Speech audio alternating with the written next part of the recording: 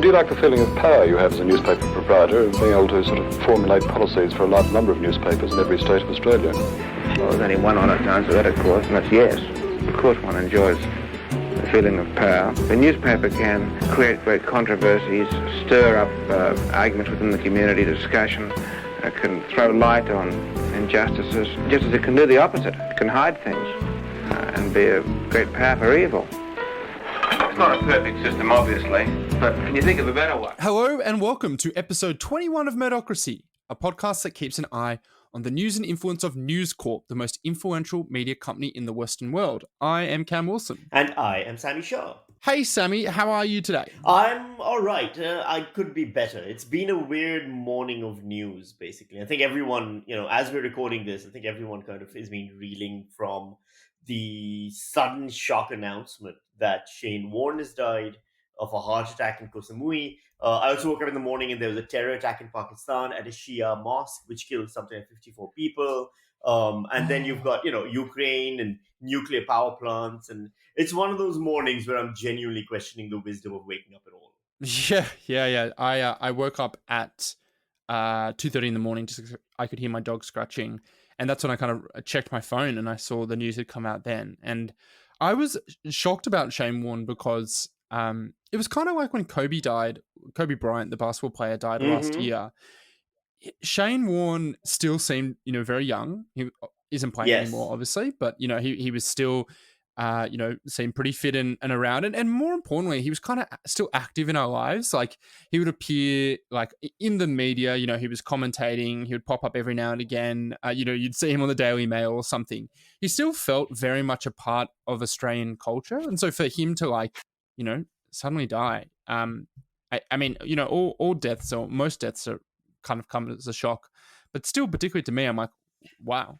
My one interaction with Warnie probably doesn't actually paint me in a particularly flattering light, but I think actually shows quite a nice side of him. I last year, just kind of when we were all bored, stuck in a lockdown, the Brazilian president, Jair Bolsonaro, was kind of sick again. And, it's a bit of a meme. He seems to be the world's sickest man, always catching COVID or other things. He had COVID more times than anyone. Yeah, I know. Whatever vaccine makers are doing, they got to look inside his body because somehow he survived it all, which is pretty incredible. Anyway, I was just kind of, mucking around online and I took a photo of Bolsonaro looking very sick in hospital. And I tweeted at Warnie saying, hi, Shane, my uncle is in hospital. He's very sick.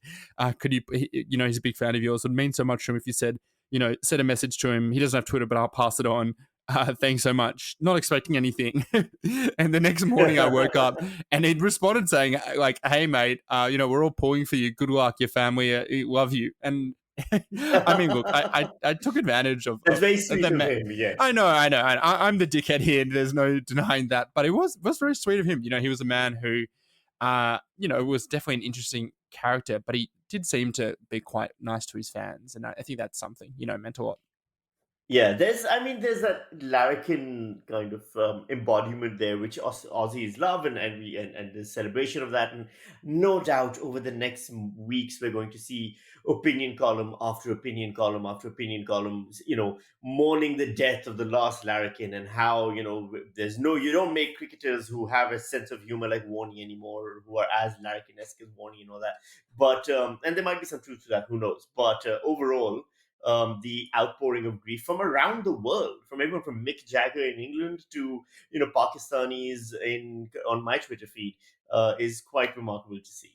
Yeah, no, he was. Actually, I think Sky News last year or the year before did a Death of the Larrikin special with Rowan Dean, so maybe they'll have to update that.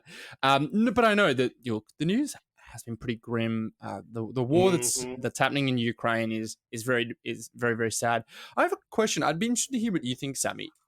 I mean, the way that social media works is that when the world's attention turns to something, everyone is all about that all the time. And, everyone from whatever different angle they are kind of look at it and see how it affects them. And so, you'll see that in journalism, you end up with stories like, how will the war in Ukraine affect Sydney house prices and stuff like that. But we get so into it and it's in our feed. We see it all the time, all over the place. And then I get the sense that we tend to like move on. And that doesn't really Hmm. work with often the like protracted nature of war. Like we don't know how long this will last. But wars often take quite a long time. How do you think the world's attention will cope these days, considering now everything's so fast and moves so quickly? Do you reckon we'll move on? I think, look, if it ends up being a protracted war, like, it becomes an occupation and they're there for a while. And yes, there's definitely going to be a creep back up into the headlines of the next, season finale of maths versus what's actually happening in Ukraine. I was actually thinking about that with regards to, and I don't know if this is something that will really come up, but friendly Geordies. I'm sure many of our listeners are familiar with Friendly Geordies. He's a YouTube comedian, satirist, a shit poster, I guess. I don't know how you describe him. And he posted a video very recently about Peter Dutton and corruption allegations around Peter Dutton. And all of the story featured a great deal of news clips and news stories from multiple media outlets, from the ABC, from the Age, City Morning Herald, all of these things, which were accumulated to paint a picture. And when you see the comment section, it's always like the mainstream media will never report on this, and the mainstream media will never talk about this, except every single thing that he had was taken from the mainstream media, or at least 90% of the content. So the difference is not in the fact that the mainstream media isn't recovering these things, is that we don't then pause to accumulate everything that we've covered on one subject and represent it to the audience. Because when you do that, it's more of a hit. If we take everything about Ukraine in like a that City Morning Herald did, or the Age did, or the ABC did, and just take time to present it to the audience and go, this is all the stories we've done about Ukraine and the summary of all of them. It might have a more lasting impact than the drip, drip, drip approach which 24 News forces you to have. I don't know if I'm making sense with that, but it's just something I've been thinking about a lot with regards to coverage. Yeah, I get that. Yeah, I think there is sometimes like when you put it all together, you can understand how big and overwhelming these stories are. But I mean, they're of course broken down because a lot of the time, most people just want to see what's happening, the latest thing. They don't want to have to read, the Mm-hmm. full Mm-hmm. book that you could already write on what's been done. But yeah, it is interesting. I mean, I think your point that a lot of so-called independent journalists, or particularly people who say, the mainstream media lies to you, or they don't tell you the whole truth, or they're not telling these stories, often rely on a lot of that, like a lot of mainstream media reporting to then make whatever kind of accusations that they make. So, look, Yeah. we spend this podcast. The whole point of this is to critique mainstream media. The mainstream of mainstream media. That being said, like it's always about like I tend to think sometimes with people who are like styling themselves as independent, there is a real benefit. There are incentives for them to say, oh, don't trust the mainstream media, because the implication is trust me. Like I'm the one you can Yes. trust and pay attention to. So yes, it is it is very kind of complicated, and there's a lot to deal with it. But anyway, on to this week's episode. Now, we are going to just go through the news of the week.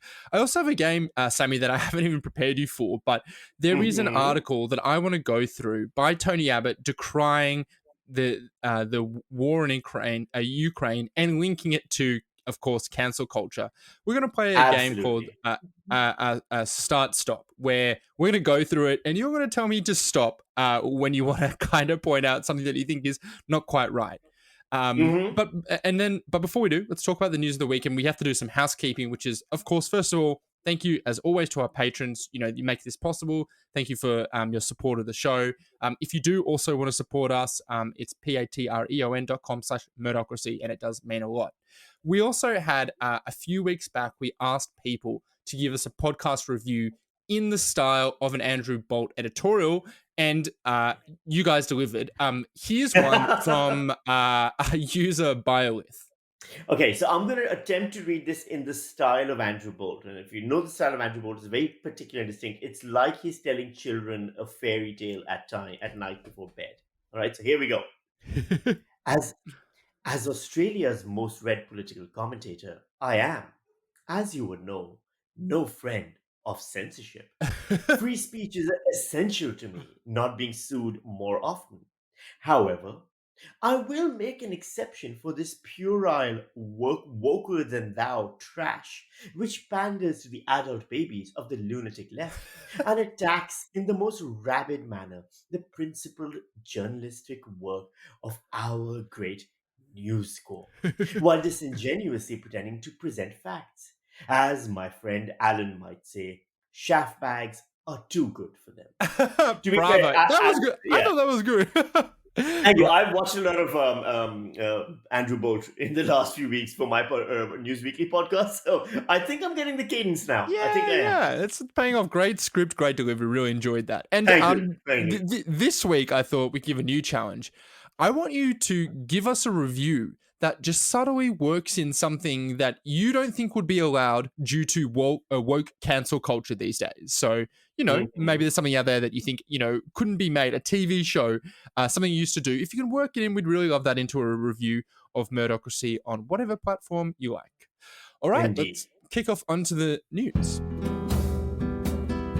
The biggest thing in Australia going on this week, of course, was the flooding that's hit East Coast. As people looked for information in an emergency situation, previous guest Amanda Mead, also a media writer for The Guardian, noted that the closure of local newspapers meant people were looking towards local Facebook groups and WhatsApp groups for news rather than just newspapers. She said the closure of local newspapers in many of flood-hit towns in northern New South Wales has left some victims invisible and made residents increasingly reliant on Facebook groups for information.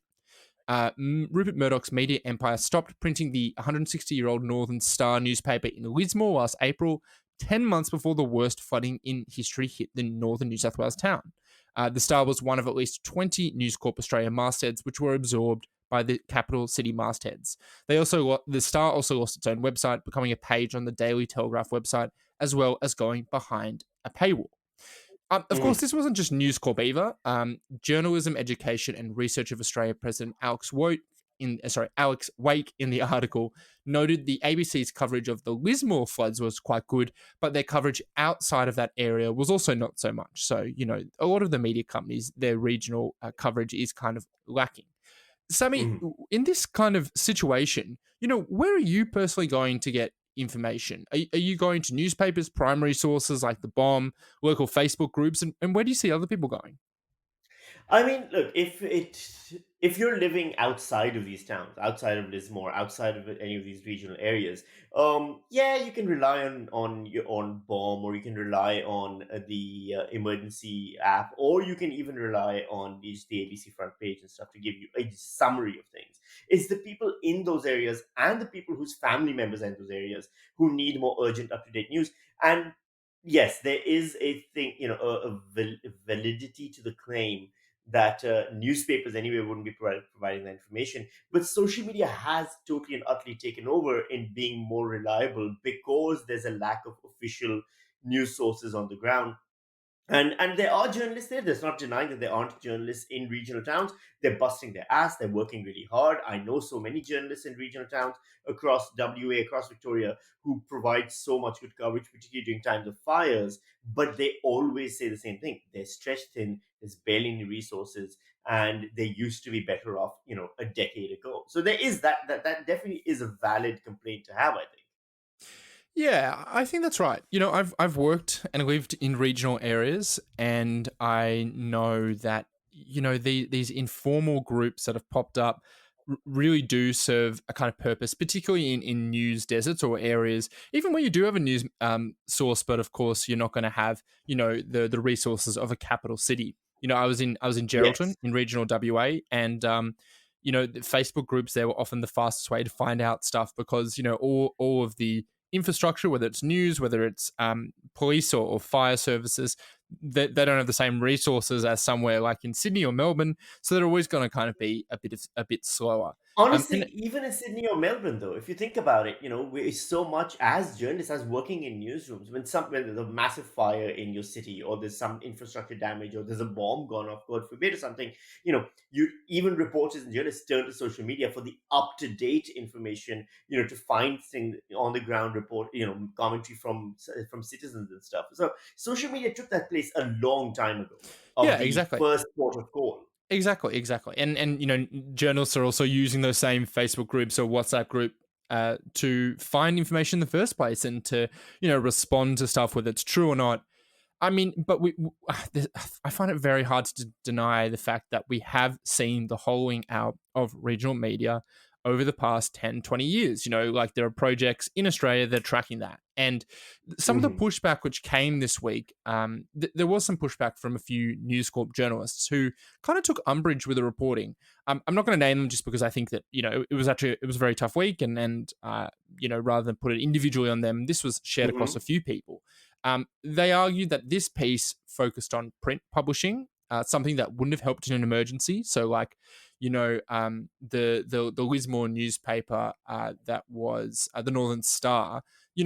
So what if they're not doing physical papers? It doesn't really matter when everyone's up to their arms or up to their shoulders in water, because you're not going to be handing out physical papers anyway.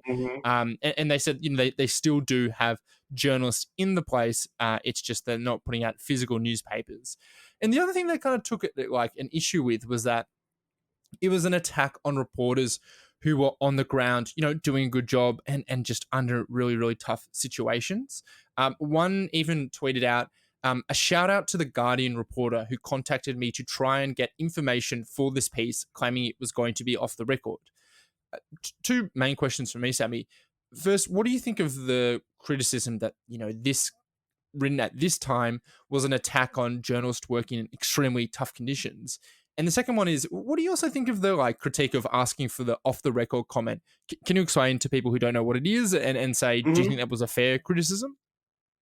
I mean, look, in terms of it's one of those things which you always have, when you've got gun violence in America and some schools being shot up, and I'm not saying this, similar tragedies, I suppose you can even make an argument, but when there's gun violence in America, schools being shot up, people say, now's not the time to talk about gun violence. Now's not the time to talk about gun legislation. And people can argue both sides of that, maybe, if not now, then when? Similarly, when there is a tragedy in regional Australia, and one of the problems within that tragedy, other than infrastructure and lack of support from the government, etc., is lack of reportage, resources on the ground, because regional newspapers and things have been gutted by big organizations. Is it a valid time to make that critique? Is it a valid time to point out that problem? Or should you wait a few days until things settle down? I think it's a valid time to point out that problem. It is frustrating, no doubt, for the journalists already working on the ground, but also this isn't an attack on them. This is an attack on, or a critique of, the organizations that did take part in the destruction of regional newspapers, which has been an ongoing thing in news media across the world, at least in Western nations, for a very long time. And then to address the off the record, on the record thing. I mean, when someone says something's off the record, it means basically that, they're not going to put it to print. When they say it's on the record, then that's what gets published, basically. But to say, how dare you call me up and say, to question me or to interview me off the record, I'm not sure why that is a problem. Journalists do it all the time. It's part and parcel of our methodology. It's one of the important tools we have in our toolkit. And to be able to call someone up and say, off the record, I just want to run this by you, or want to pick your brains on this. I'm not sure what's offensive here. Maybe I'm missing something.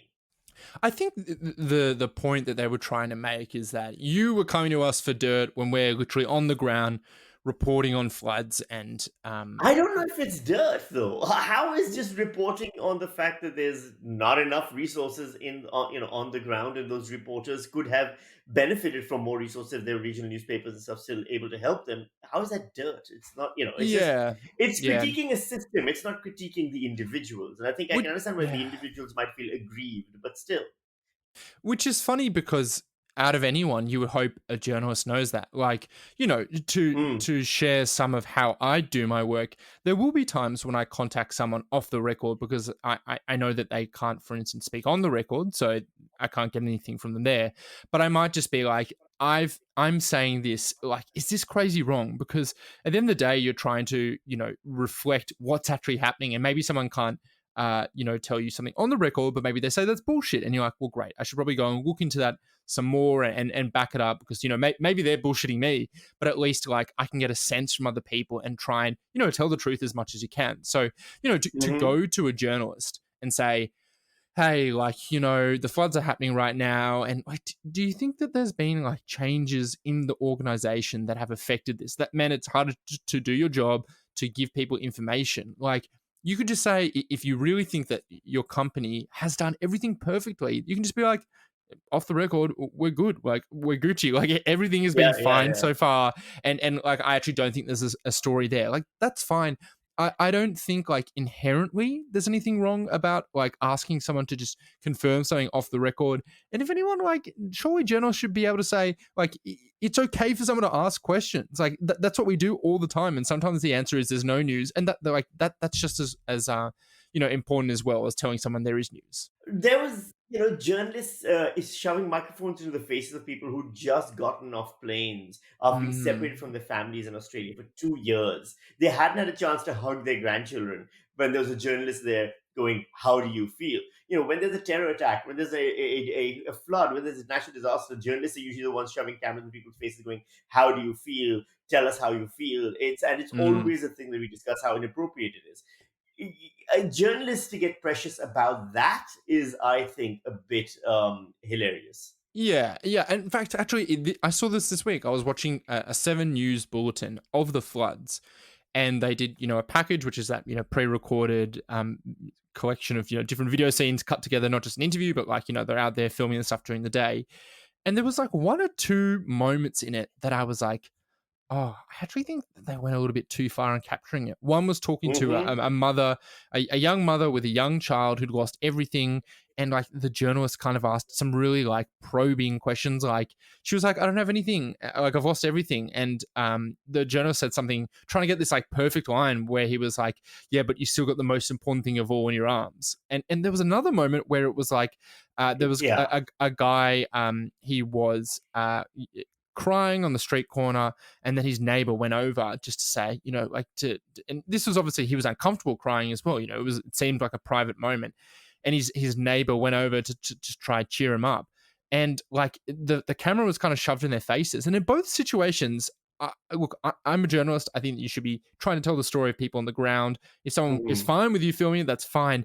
But in those situations, I just felt like this felt like such a private moment that had been kind of captured in someone in a quite a vulnerable state and broadcast. And, you know, like TV journalism always has an aspect of that, because people are trying to show what's happening. And that often requires, you know, being in a situation that might be uncomfortable for someone. But like coming back to this, like, you know, bring it all back together, like this, you know, asking these questions might be uncomfortable. And I have no doubt that every journalist who is working on the ground there is just like working their guts out, like is giving everything, is dealing with the floods themselves.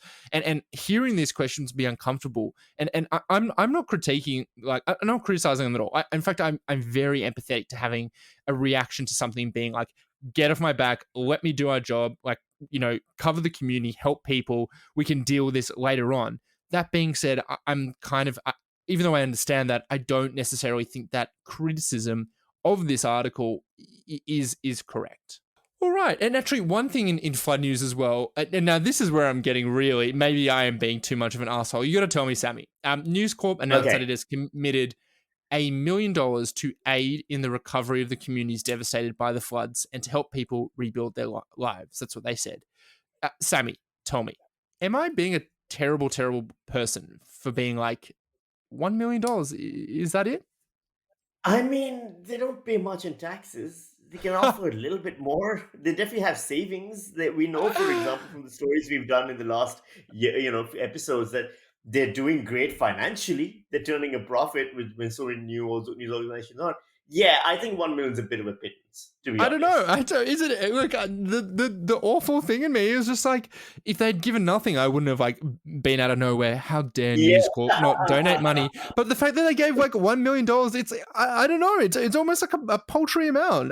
Okay, look, you know, anything is good, and I'm sure it will help people. Yes, but cough up. You're just a little bit more. Come on. I know. Kick us some of that Foxtel money or something. Yeah, exactly. Hey, speaking of like people consuming news, there was a new survey that came out this week that says that news consumption by Australians is up, and it's an increase of a grand total of 1%, which is actually quite a lot across the whole population compared with the same period of last year. Now, 20.4 million Australians consume the news at least once in a 4-week period. That research was done by Roy Morgan Research for Think News Brands, owned by News Corp 9 and 7 West Media. Interestingly, it showed that the SMH is the most read news brand of all, with 8.6 million readers. I'm kind of curious, Sammy, who are these 3% of Australians who don't consume a single bit of news in 4 weeks, during coronavirus, during floods, like all of these things? How do they do it? I think they're the ones who basically then watch your Friendly Jody's video and go, well, why isn't the mainstream news covering this? Because they have no idea what mainstream news looks like, even though he screenshots all of it. Like, I don't know who's. Look, I envy them. Clearly, they figured out the best way of living their best life, which is just block out the news because it's a shit show.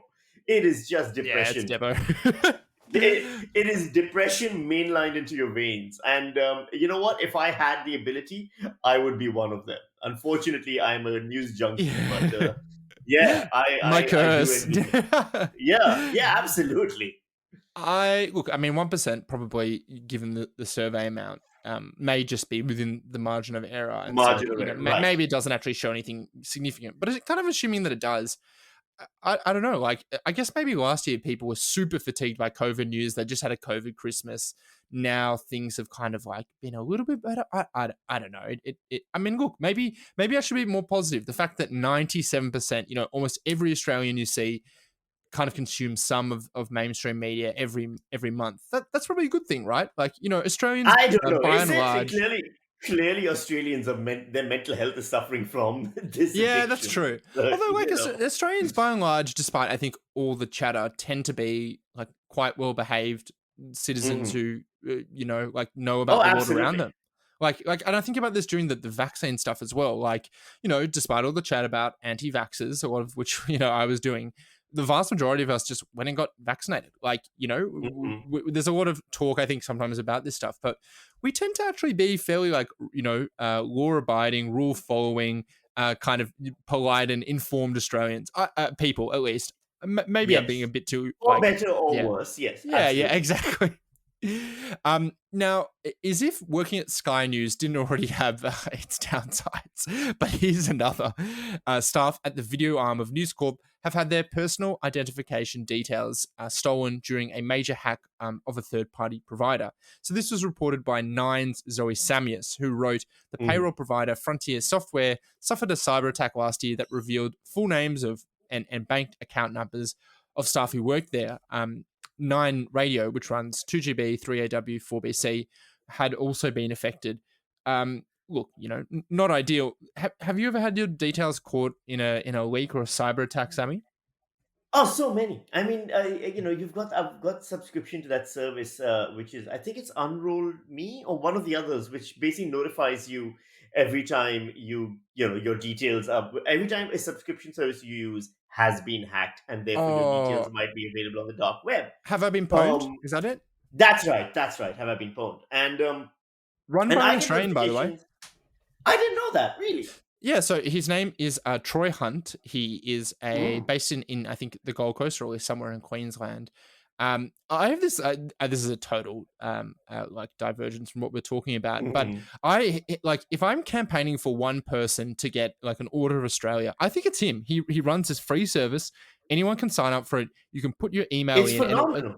And you can put your email in, and it will tell you if anyone has like if your details have been included in any email leak, and even like you said, you can proactively sign up for it, and it will tell you. He even works with like the FBI, who will say, "We got this like massive leak from some cyber criminals." He puts it in there and just informs people.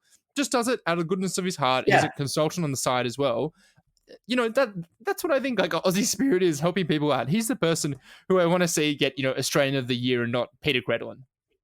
You know what? Let's campaign for that next year. I think you make a very valid point, and I think that can be Medocracy's big push. But I get notifications from them all the time saying stuff's being compromised, etc. My stuff is probably all over the dark web. I don't know. I'm running out of passwords to change. I've given up. I can't keep coming up with variations on my password combinations and stuff. And so at Sammy, this you have to point, get a password manager. I can't believe we haven't had this discussion before. It's so I, easy. People you know just, what? If someone I have wants to to, do this. I have to do this as an okay. internet reporter, tech person. If you don't already, use a password manager. Mhm. It like plugs into your browser. You can get an app on your phone. It makes up these super complicated passwords that you don't need to remember. It automatically puts I them mean, in whenever but you how want. secure is that then? Oh, but they're but they know that I they're know. kind of like a honeypot for hackers. So they're super secure versus like, dominoes.com.au where you use your same Yeah. password that you use with your banking. Like, use it, Look, I Sammy. mean, keep in I'm going mind, to, I'm from. Here's the thing. I'm from Pakistan. Like, well, when I was working as a journalist there, a thing I knew was that the intelligence agency had already been in my emails and was regularly in my emails. It was a you knew notification I that got often from. Yeah, because for sure. I got warnings from intelligence agency people from time to time saying stop writing Oh, articles about us. really? What? Um, yeah, yeah, yeah. So the idea that there's some people out there who might be able to access my accounts. I mean, all they're going to do is suffer deep depression when they see how boring and staid my life is. You've It's made just, I don't peace with know. it. Obviously, yes, I think News Corp journalists, we would like to think that there are all these wildly rich, extremely debauched individuals living back in alien lifestyles. 99% of them probably just schmucks and schmoes, just like us, trying to pay bills, trying to pay rent, trying to, figure out what recipe to make for dinner tonight. And it's going to be very disappointing for the hackers. Yeah, so no, same here, same here. So yeah, our commiserations with Sky News stuff. Hopefully their inner lives are a little bit more interesting than ours, at least for their hackers' sake. So I have a new idea for a game I stole from another podcast, which is where I'll read through this article, just one that I picked this week that I found quite interesting from a News Corp publication. And you tell me stop when you think there's something there, probably that needs to be observed, or commented on. This is Here we called go. Russia's Putin gambles that the West is weak, and it's by former Prime Minister Tony Abbott. Quote. The minister for shirt fronting. Yeah, exactly. Yeah, this is his moment. The Yeah. bullying of small nations by big ones, the trampling of justice and decency in the pursuit of national aggrandizement, and reckless indifference to human life should have no place in our world. Those were my words to the Australian Parliament on the morning of July 17, 2014, when a Russian missile battery had shot down flight MH17, killing 38 Australians among the 298 on board. If it wasn't yet obvious in 2008 when Vladimir Putin invaded Georgia, it should have certainly been 6 years later when he annexed the Crimea, that Mr. Putin was bent on the restoration of Greater Russia and to hell with the freedom and independence of the countries that were once part of the Soviet Union. Yet since then, the Western democracies have culpably failed to boost their military capability while indulging acts of economic and cultural self-harm. Take the UK, Mhm. the West's second strongest military power. The total number of British defence personnel dropped from 600,000 in the 1950s to 300,000 in the 1960s and just about 150,000 now. Yes. In 2014, I was criticised for contemplating the dispatch of Australian troops to Ukraine. Fortunately, this became unnecessary once rebel sponsors relented and allowed the repatriation of our dead. In retrospect, Ukraine's fate was probably sealed when President Biden said last month that America might not respond to a minor incursion and definitively ruled out boots on the ground. No consideration for whatever appears to have been given to a no-fly zone as well. Okay, look, as so far, nothing I really disagree with, even with the Biden thing, because we know from Ukrainian ambassadors and people, and Ukrainian government officials, that was a massive faux pas by Biden, which signaled to Russia a very big change. Yes. Yeah, I think, pretty reasonable so far. And Yeah, yeah. here's where it starts to get a bit spicy. Yet All the right, here we West's biggest surrender has been economic and cultural. For at least 15 years, much of Western policy has been directed to reducing carbon dioxide emissions. In Australia, former Prime Minister Kevin Rudd declared that the climate change is the greatest moral challenge of our time. The British Parliament, along with many others, has officially declared a climate emergency Last week, the air raid sirens wailed over Kiev's. John Kerry worried about that the Ukraine crisis would produce massive emissions and distract the world from climate change. Reducing emissions is an important policy objective, but should never be a government's main task, especially when it entails risking significant economic damage and putting national security at risk. Europe has been busy. I mean, he's put emissions at the bottom of every priority list he's ever made. Like it's not even on the list. It's usually on a separate page in a wholly different list of shit to ignore. So okay, go on. Sorry. I know. Also, why does he keep saying cultural? There's a thing coming here, which I know is coming. I know, and I'm don't you worry. He's warming us up. You know, it's like when a frog's in water. You slowly turn the heat up. He says Europe has been busily closing down coal-fired power stations, and Germany even emission-free nuclear ones, only to become dependent on Russian gas that Mr. Putin can turn off and on like a tap. Here in Australia, we're set on closing coal-fired power stations without any baseload substitute, while our thermal coal exports surge to record levels, including to China, an even more dangerous strategic competitor than Russia. It's the private sector that's doing this, an unforgivable folly reminiscent of Lenin's reported quip that the capitalists will sell the rope by which we hang them.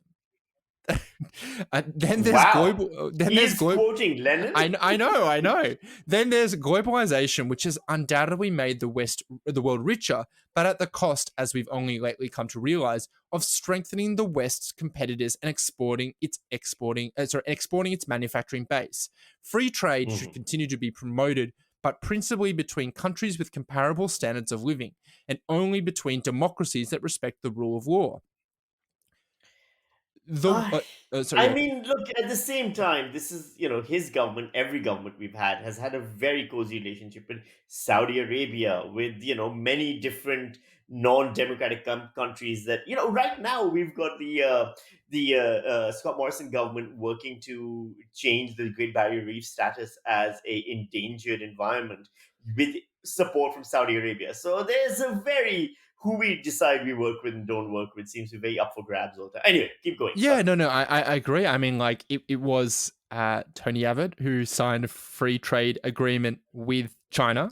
That was, if I recall correctly, essentially just like organized and negotiated in secret until it was just sprung on Parliament. I know it's funny that when you go from actually being in charge of things and, when, your actions actually have consequences that you're then judged on, it just, when you become like a kind of think piece guy, someone who can just comment away, you tend to just change a little bit. And also, should I mention, he doesn't seem too quick to bring up the fact that he was doing this. There's no mea culpa here. He's just, we shouldn't do this. And I've always thought that. Yeah, I just want to point out, I call this the Malcolm Turnbull syndrome, which is prime ministers who, when they're no longer in office, suddenly become really aware of the consequences of their actions. But yes, continue.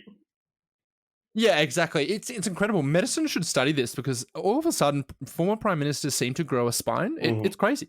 The worst contemporary folly is the constant undermining of Western civilization, history, and national virtues.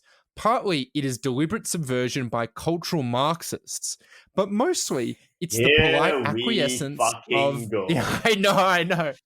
Of diffident and historically ignorant people conditioned not to give offense. These days, the rights of men who want to be women routinely trump those of women who don't want to face unfair competition in sport. What religious freedom has speech that got to do with Ukraine? What? It's not like that's the main reason. Yeah, because in Ukraine, trans issues were really distracting everyone. So Putin was like, "This is my chance to sneak in." I mean, they were going to sandbag the border, but then they were unfortunately, distracted by the fact that they didn't know what kind of genitals everyone had, and that was really, taking their mind off things. I mean, it sounds to me like his obsession with the topic is far greater than anyone else's when he's wedging it into World War III. But all right, keep going. Religious free speech is still okay, just as long as it's not the Bible that you're quoting.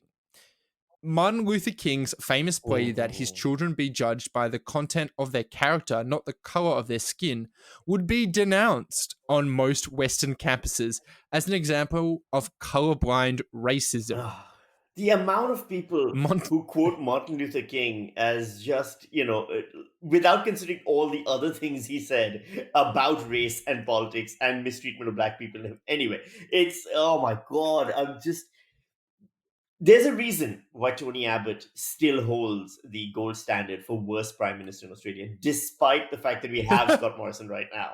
And this column is particularly perfect example of that.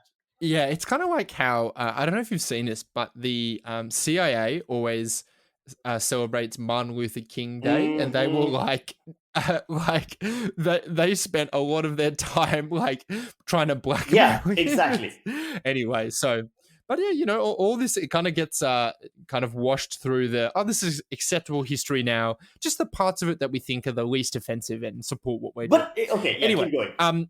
oh yeah, no, please you Well, I mean, just like this, these cultural debates that we are having, that our societies are having, are important and they're valuable, but they're not the reason military invasions happen. This got nothing to do with Hitler. Didn't invade Poland because Poland was too busy arguing about trans rights. Nor did Genghis Khan invade fucking Baghdad because they were suddenly debating whether or not what qualifies as a woman in a women's sport. Like, that's not why these things happen. This, to combine the two is deeply offensive to the people who are dying in these wars and deeply offensive to the people who are fighting these battles.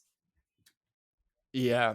Well, I think the next sentence is the one that is really going to blow All your right, mind. here we go. Monty Python's Life of Brian couldn't be made today due to the politically correct wowserism. Oh my God. Look, for starters, Tony Abbott would be the subject of Monty Python's Life of Brian as someone that they are mocking. He is exactly the kind of person who would, if he was in politics at the time when Life of Brian was coming out, he would want it censored. He would want it taken off the air. Absolutely, 100%. Exactly. This is so ahistorical because Monty Python's The Life of Brian was like picketed by like Catholics back when it came out. Like Hugely so. if this came out when he was prime minister, he would have tried to do something about it, guaranteed. Every single thing that they now say, look, Monty Python would never be able to do the comedy now. Monty Python then was criticized as being too woke, as being too left, as making fun, like not being respectful of the establishment, Or anyway, yes, of course, Tony Abbott knows all about how comedy works and what makes. Yeah, sorry, I'm getting. Yeah. I know, and it's so funny. Like it's World War III. People in Ukraine are being like bombed with these in awful, like terrible, terrible weapons. And also the greatest tragedy of all, we can't make the Monty Python's Life of Brian 2. Exactly. It's really just a tragedy. Yeah, absolutely. Yeah. My heart goes out to John Cleese and all of the others. Here's the thing that everyone. And I wonder how many. You go. Here's the thing that everyone doesn't remember. We've made Monty Python. That's why we don't need to make it now. That's why we make other stuff now that was influenced by it, inspired by it, a reaction to it, because it's already made. It already exists. That's the good thing about the world we live in. Anyway, go on. Yeah. And I wonder how many students are still taught to take pride in Australia Day, which celebrates the founding of a country that's free, fair, and prosperous as any on earth. A Western world that has spent 2 years sacrificing freedom to preserve life is hardly going to sacrifice life to preserve freedom, or at least that's how it must look to the hard men in Moscow and Beijing. Yeah, because Moscow and Beijing is waiting on Australian school students to come save them. Well, Also, yeah, of course, it had to be hard. Yeah. As Churchill said of the Munich sellout in 1938, this is the first foretaste of a bitter cup that will be proffered to us year by year unless the supreme recovery of a moral health and martial vigor we arise again and take our stand for freedom as in the olden time. That was Tony Abbott, the former Prime Minister of Australia. Tony Abbott touches himself to pictures of Churchill. That's a given, and that has been a given for a very long time. All right, I will happily take the defamation lawsuit that occurs from that statement because it is 100% true. Now, separate from that, here's the thing. You know, the thing that he just said, which is about, freedom loving nation, the Western nations that are like Australia, that are so great and so on. We are great and wonderful because we have these debates, because we are constantly striving to be fairer, to be kinder, to be more protective of the people within our society. Those debates can be ugly, but the fact that we are able to have those debates and continue to have those debates is what makes us good. Because I can guarantee you right now, those hard men of Russia that he so wishes we have killed gay people regularly. There's no legal protection for discrimination. There's no legal protection for hate crimes against LGBTQI people. There is constant persecution of homosexuals, of trans people, of many of these people in society, marginalized groups. If you just say you want to be more like Russia, in the end, just admit that you wish you were more like Russia and that you were in a bear hug with Putin. And that is what, in the end, is what you're after. Because the idea that a free and fair society should exercise its freedom and fairness, which is what makes it worth living in and fighting for in the first place, and that doing so somehow makes us weaker, fuck you. When was the last time Tony Abbott had any fight? When was the last time Tony Abbott... You know what? Trans kids can get into more physical fights in schoolyards than Tony Abbott has ever been in his lifestyle. We're not all women that he can punch the wall at to make himself feel more macho. There, that's what I have to say about that. I find it bizarre that people are like, well, I mean, I think like, the true sign of strength is tolerance, being able to defend the ideas that you believe in and tolerate, people, questioning things and having good debates and discussions about it. And look, I mean, when all these people are talking about Russia in this way, saying, the reason that we're not, the reason that they've attacked is because essentially that they argue that we're weak because we allow this. Well, doesn't that mean you want to be more like Russia, who's now entered into what appears to be a fairly suicidal war, like a war that even if they do defeat Ukraine is going to cripple Russia from like a semi, or at least semi, but potentially like sociopathic a leader who's who obsessed is with looking macho. increasingly isolated. Exactly. And yeah. Exactly. That. I mean, do we want to be more like them? Because it looks like they're about to, in the end, like lose a war. As for the Churchill comments, I'm gonna let those ones go through to the keeper. All right, well, that's it for us this week. As always, thank you so much for listening. If you aren't already subscribed, I don't know how you are listening if you aren't subscribed, but you can find us on Apple Podcasts, Google Podcasts, Spotify, or just about everywhere you get your podcasts. Or also please join our Facebook group. It's Facebook at Murdocracy. That's MURDOCRACY podcast. We're going to have... And also, I'm going to jump in here and say that if you haven't already, you should also check out Sammy's podcast, News Weekly. That's right. Thank you very much. It's a WEAKLY is the big pun over there, and it's a 15-minute punch to the headlines every week. I also want to thank Kevin MacLeod for the theme music, the ABC for the recording from the archives, Ruby Innes for our artwork, and of course, thank you, Cam. Thank you, Sammy. See you guys next week. Bye.